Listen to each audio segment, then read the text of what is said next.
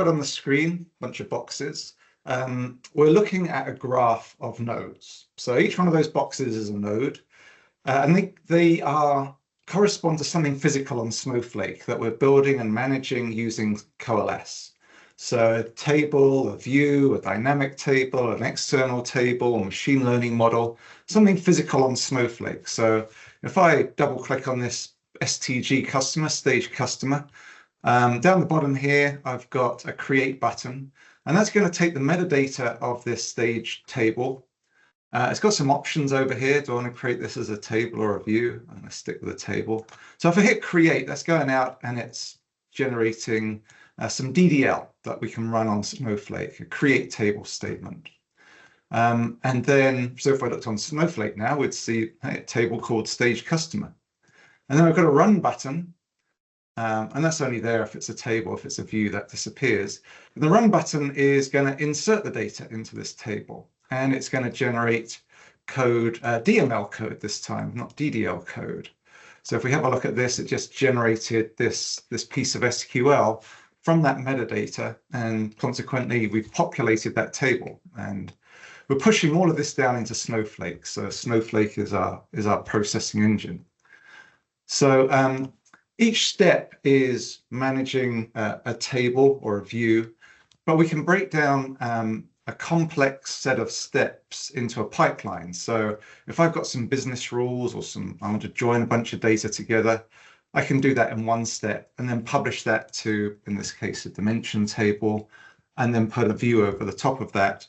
You know, we've got a pipeline of steps at that point to apply data rules and business rules and aggregation rules and so forth. So if I wanted to create extend this with a new pipeline, I can come out here. And to start with, I'm going to connect to Snowflake, and I'm going to grab some data that's already on Snowflake. So we only work with Snowflake. So here, for example, there's a supplier table. Sitting out in Snowflake, I can look at its data here. And I'm going to add that into my graph. So we just added this supplier node up here.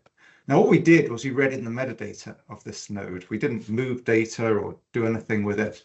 That's a starting point for us. That's raw data. And what I'm going to do is I'm going to start building a pipeline by adding nodes to this graph. So I'm going to base a new node based on this supplier node, and I'm going to add one called stage.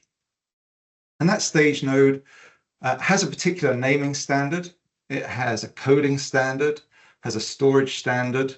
It's basically got 4 standards that we're applying automatically by picking that node type.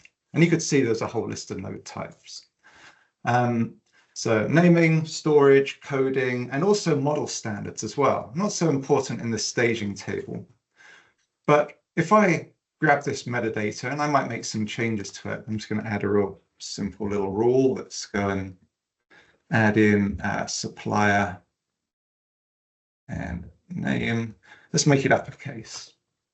So I've added in a little transform here, but ultimately everything else is the same. I'm just going to make some other changes here. I'm just going to change the data type of these attributes.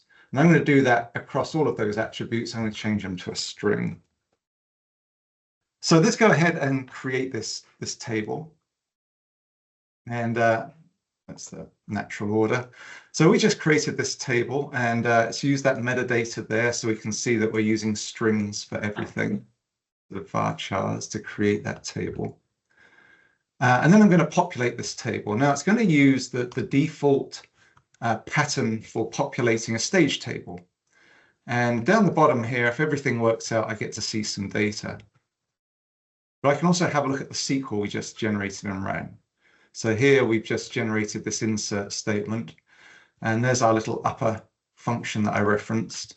Now I can basically influence any part of this SQL inside this this code pattern.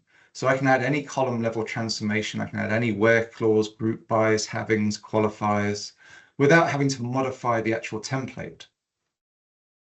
And I can decide, hey, I want to derive something more than this. I want to come and take that account balance, for example, that we see here, and do something with it. So let's make an account balance category column, for example. And in here, I'm going to have a case when the account balance is more than 1,000, and let's say they're high value customer or high value supplier, else they're low value. So I can add in any bit of SQL I like in here. Now I'm just going to create that table because we've added a new column. In fact, that's going to fail because we're returning a string, not a number anymore. So recreate that, rerun it. And we should see that that is now going to populate that column. Everything's high, or there's a low one there. Look, that looks like it's working. Now this little data preview down the bottom here, it's not going to show me all the records. It's only going to show me the top 100, and it's just a sanity check. I can sort of think, oh yeah, that looks like it's working. I could go off to Snowflake and query this because we physically created this as a table and populated it. But hey, we've populated this. It's rebuilt the SQL based on updated metadata, so we can see our case statements in there. And so we've got all the flexibility of code, but of course I didn't have to write all of this code. A lot of it was generated for me, just that and this. Everything else was just generated following the pattern and the metadata. And we'll see other code patterns as well as we move forward with this. So let's take that supplier data we've just sort of done some transforms to and say we want to publish that to a dimension table. And this is where we see some model automation as well. We've got a surrogate key being added for us. We've got some system columns being added for us. And over here, we've got a different set of options. It's asking me about a business key now. Now it needs to ask me that because it's going to generate use a different code pattern. And it's going to use a merge statement, and it's going to use this key here to identify whether it should insert or update in that merge statement. Let's go ahead and create this. Now this change tracking option over here is basically identifying a type 2 attribute. So if we look at this data, now as a supplier changes some of these attributes, maybe they update their phone number. I've decided I don't care about that. They can change their phone number, we're just going to update it to keep it as a type 1 attribute. But I've chosen this account balance category. So if that changes, we're going to get a new record for that supplier with a new start and end date, treated as a type 2 attribute. Down the bottom here, you can see, well, we've got our surrogate key being added there. We can see the data here, and we're managing our system columns. And as we have a look at the code underneath, it's generated this merge statement. So it's using a different code pattern for a dimension rather than the truncate and insert we saw for the stage table. So very quick, you can see I can build, rebuild, change my mind, rebuild it. All this code gets generated for me. And there's some value in being fast, of course. It means I can try stuff out. I can prototype and iterate. But the other value of generated code is it's very standardized. It's nice and neat. It follows a consistent pattern. So if this went wrong, or if Sunny built this table and now I've got to support it, I know what the code's going to look like. I'm not going to have to read through any handwritten SQL to understand what's going on or what's gone wrong.